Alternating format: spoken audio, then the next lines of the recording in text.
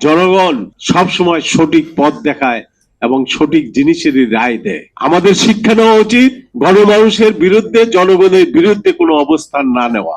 Reporters ইউনিটির এক আলোচনা সবাই, মান্না ভাইয়ের আলোচনা সবাই বলেছিলাম। আজকে এই প্রেস ক্লাবে অনেকবার বলেছি, অবস্থা দৃষ্টি এখন সেটাই হয়েছে। তার কারণ গণমানুষের বিরুদ্ধে অবস্থান নেওয়া।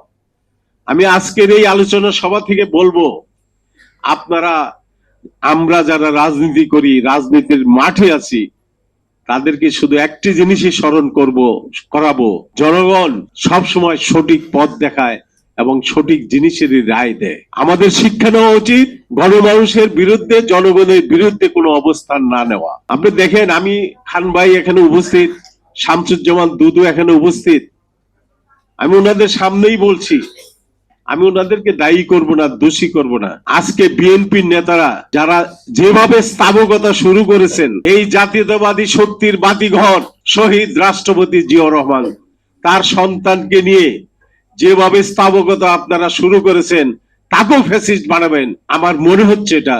কাজে আপনারা সতর্ক হন, স্থাবকতা বন্ধ করুন। আজকে দেখতেছি সারা ওই ইউনিভার্সিটির শিক্ষকরা এখন স্থাবকতা শুরু করে দিয়েছে। আমি তাদের উদ্দেশ্যে বলতে চাই, বাংলাদেশ থেকে সব বন্ধ করুন। এমন একদিন আসবে, এই চাটুকার স্থাবকতা যারা করবে, এই রাজনীতির মাঠ থেকে তাদেরকে বিদায় করা হবে, তারা বিদায় হবে, জনগণ তাদেরকে জেটিয়ে বিদায় করবে। বন্ধুগণ, আমি আর দীর্ঘায়িত করব না। আমরা আজকে ভাসানী জনশক্তি পার্টি আমাদের মহান নেতা মৌলানা ভাসানীর এই মৃত্যু দিবস, জন্ম দিবসকে জাতীয় দিবস ঘোষণার দাবিতে আমরা আগামী 12ই ডিসেম্বর পর্যন্ত আমরা দেখব।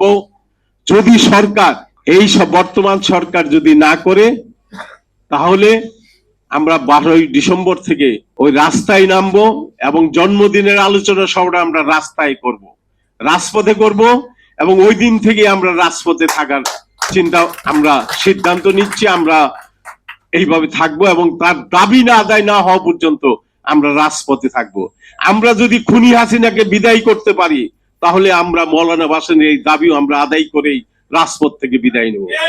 এবং খান ভাইকে বলছি, শামসুজ্জামান দুদু সাহেবকেও বলছি, আপনারা বিএনপিতে আছেন, মৌলানা ভাসানীর উত্তরসূরি হিসাবে আপনারা বিএনপির মহাসচিবকে অনুরোধ করবে এই আলোচনা সভা থেকে, আপনি 12ই ডিসেম্বরের আলোচনা সভায় আপনি আসবেন এবং এই মৌলানা ভাসানীর এই জাতীয় দিবস আপনাদের নির্বাচনী ইস্তাহারে এটা ঘোষণা দিবেন।